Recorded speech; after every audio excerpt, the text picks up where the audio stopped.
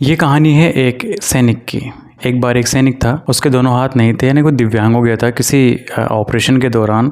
जब कोई लड़ाई हुई देश में तो उसके दोनों हाथ एक विस्फोट में उड़ गए थे। तो वो एक एरोप्लेन में यात्रा कर रहा था, कहीं जाना था उसे। जब वो अपनी सीट पर बैठा हुआ था तो उसके पास वाली सीट खाली थी।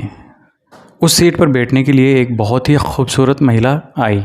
जब महिला उसके पास आती है तो उसको देखकर वो बहुत ज़्यादा खिन्न हो जाती है। उसे बोलती है कि आप क्या अपनी सीट एडजस्ट कर देंगे। तो वो जो दिव्यांग सैनिक था उसने कहा कि आप एयर होस्टेस से बात कर लीजिए। उसने एयर होस्टेस को कॉल किया। एयर होस्टेस आई। एयर होस्टेस ने पूछा कि आपको क्या समस्या है। तो उस खूबसूरत महिला ने कहा कि ये जो व्यक्ति है इसके दोनों हाथ नहीं हैं और मैं एक ऐसे व्यक्ति के साथ सफ़र नहीं कर सकती जिसमें शारीरिक कोई न कोई कमी हो। मैं अगर इसके साथ अपनी यात्रा करूँगी तो मैं काफ़ी असहज रहूँगी और मैं काफ़ी परेशान रहूँगी।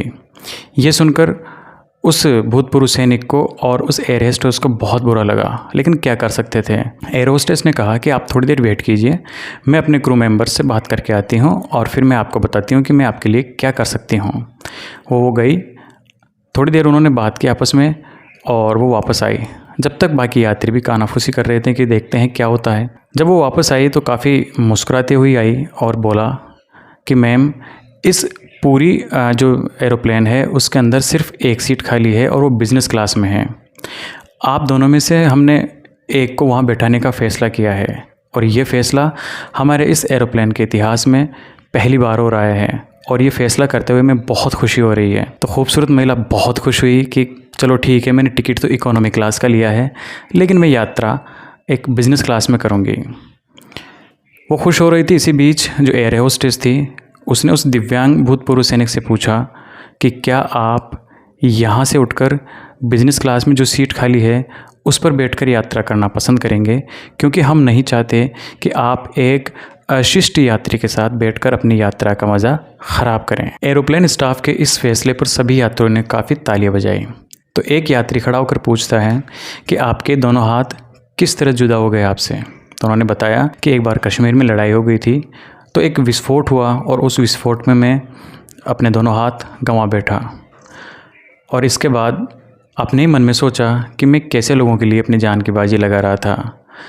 और इतना सोचते सोचते वो जो क्रू मेंबर थे उन्होंने उसको भूतपूर्व सैनिक को बिज़नेस क्लास में ले जाकर बिठाया। अब वो जो सुंदर महिला थी उसका देखने लायक हाल था। वो शर्म के मारे अपनी जो नज़रें थी उसको ऊपर नहीं कर पा रही थी। कहानी की जो मोरल है वो ये है, और इस कहानी से हमें इंस्पिरेशन ये मिलती है कि जब तक हमारे विचारों में खूबसूरती नहीं है तब तक हम चाहे कितने भी खूबसूरत हों उसका कोई मतलब नहीं है। आप चाहे कितने भी हैंडसम हों, कितने भी ब्यूटीफुल हों, जब तक आपके विचार सुंदर नहीं हैं, वो जब तक नेगेटिव हैं, जब तक आपके विचार पॉजिटिव नहीं हैं, आपके लिए वो सुंदरता कोई मायने नहीं रखती। यानी कि सच्ची सुंदरता आपके विचारों में है, आपके शरीर पर नहीं। जय हिंद, जय भारत।